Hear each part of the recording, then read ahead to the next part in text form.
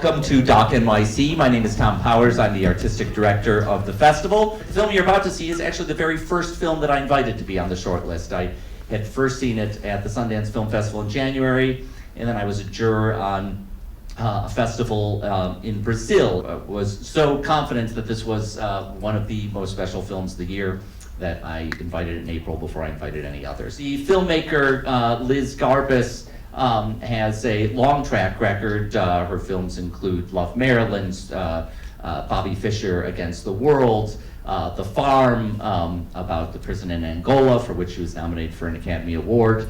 We're very fortunate to have her here tonight to introduce this screening. Please welcome the director, Liz Garbus.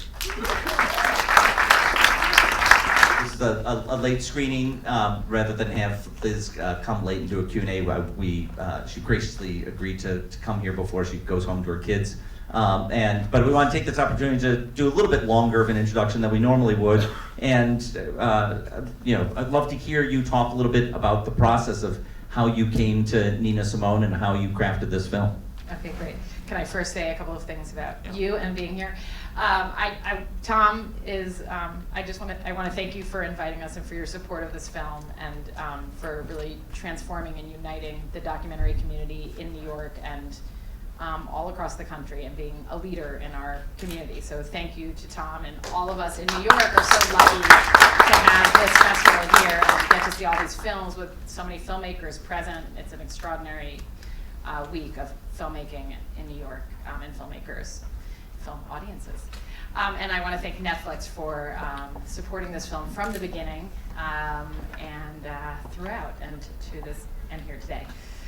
So the film you're about to see is about Nina Simone. The film came to me. I had been a fan of Nina Simone's music since I found her in college, and I became a big fan. But I didn't really know. I knew about her politics. I didn't know anything about her life story. And about 3 years ago, somebody from Radical Media reached out to me and said, "Would I be interested in making a film about Nina Simone?" And not knowing her life, oftentimes people will say, "Oh, make a film about this person," but you don't know if just because they're an extraordinary artist doesn't mean that there'll be an extraordinary film to be made about them. But as soon as I kind of began to scratch away at the surface of what was out there about Nina, I knew that this was a very, very special, transformative, important artist and cultural, social, political figure. And through that research project, became convinced that she was just basically one of the greatest artists of the 20th century who really never got her due. Of course became passionate, pitched my heart out, and that began the journey of the film. So I was invited in, and I think the things that what became very clear to me early on was that I wanted the film to be in Nina's voice as much as possible. So at first I thought, well, maybe I could tell the film entirely from archive. What interviews, audio, film, concerts, ephemera left behind, letters, notes, diaries. Could the film be entirely in Nina's voice? We were able to find dozens and dozens of hours of Nina's audio talking about her life, and of course concerts and film interviews. And although the film is not some of that audio, if I'm not mistaken, she was recording for a possible biography or autobiography, and that's right. So the first thing I read about Nina when I wanted to explore whether or not it was a film I wanted to make was an autobiography that she had written, and in fact, she really had co-written it with someone. And a few weeks into actually starting to work on the film, it occurred to me that, like most dutiful co-writers or somebody who's going to ghostwrite a book, he probably recorded her. So we were able to track him down after some email, Facebook sleuthing, which is the common way of documentary investigation these days, and found him. He was in Australia. He said he might have tapes. They might be in his home in France in the Pyrenees. He won't be back until December. It was this kind of many-month long seduction until finally it was actually January 1st, 2.5 years ago, where he emailed me and said, "I've got the tapes." And my incredible producer, Amy Hobby, who you introduced me to, got on a plane with a realtor, to transfer everything to digital, which we then took back with us. And that was one example, but it turned out that she had had other false starts of trying to work on her autobiography and had collaborated with other writers, and we were able to find that material. Of course, radio interviews. Some of the best sound of Nina's voice that you'll hear in this film is from an interview in 1961. The guy had kept it perfectly preserved, the 2-inch tape in his garage in upstate New York. So in any case, the idea was to have Nina tell her story to the extent, what was left behind from Nina, and really her voice, the stories that she constantly returned to, the subjects that seemed to her to be obsessively interesting, were the ones that guided us in making a decision of what 100 minutes to share with you about her life. She was really the guide. And then some intimates. I did do some interviews with some very intimate family members or contacts of hers. And that's really what the film is her and some intimate. And that really struck me in this film. Often when filmmakers make a film about an older artist, particularly an artist who isn't around to speak for themselves anymore, maybe an artist who, whose work is beloved by a certain audience, but not a wide audience, which could be said about Nina Simone's work. You'll see a filmmaker try to compensate for that by interviewing lots of contemporary artists who can kind of testify to their greatness. And sometimes there's a real place for that. And it struck me that you seemingly made a deliberate choice not to do that. Yeah, I definitely didn't want to do that. I mean, I thought that. There are definitely so many artists today who attribute Nina as one of their inspirations, why they got into doing how they found their sound. They were so inspired by her. I think that's really interesting. It's really interesting to hear how she's kind of created and transformed so many careers.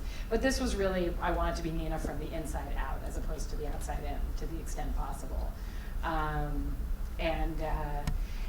The politics, the social and cultural world that she came up in and then that transformed her as she got involved to be a civil rights activist was, something that she was obsessively interested in. So we tried to, be inside that. And, we've all seen films about what was it, about people who paid the ultimate price with their civil rights involvement were killed. But what is it like when you survive that movement? What is the toll it extracts on you? And I think that was a big theme in her life. I want to ask you about a couple of the interviews, and then we'll watch the film. So you interviewed her. Well, you didn't interview her ex-husband. You have footage of her ex-husband. That's a very frank conversation. Can you talk about where that came from? Well, so you'll see in the film that Nina's ex-husband is in there, and I did not do the interview. He was deceased before I started working on the project, and that was a huge surprise that we were able. Somebody, not even. Nina's daughter has a big role in the film. She's interviewed, but it wasn't even her who told us that interview existed, even though she was sitting right next to him when it was happening.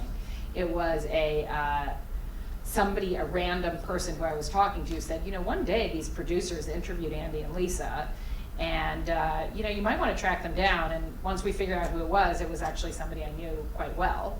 I was a colleague, a producer working here in New York, and he was predisposed to be collaborative, and we were able to get that footage, which was extra. I never thought Andy is a major antagonist. She's the antagonist in her life story, and I never thought we would actually be able to have him speak for himself. So it's great that we do. Let me ask you about one more person who is her guitar player, who's been an accompanist of hers for many years and has a really sensitive perspective on her life and music. Can you talk about that figure? So Al Shackman is probably Nina's longest friend and guitar player. Started with her in 1959 and then was with her all the way till her death in 2003. And he was also a very hard interview. I mean, it took about 6-7 months of trust building for him to decide to be interviewed by me. And it was really and he was the person that I felt I couldn't really make the film without him. I mean, so I was just constantly on him. And I think it was because I did a few interviews with people he knew and liked, and they, I guess they said, I started to get approval of those he respected. And so ultimately he came around. And he was like a brother to her. And he has a very zen, there were a lot of burned bridges in Nina's life, but this bridge didn't burn. He has a very, very zen, kind of extraordinary feeling. And I've spent a lot of time with him now, and I can see why he kind of weathered Nina Storms that you'll learn more about in the film. So all in all, it's been how long in the making? So 2.5 years, yeah. 2.5 years in the making. It's such a special film that you're about to experience. Here it is, What Happened, Miss Simone. Thank you to Liz Garbus.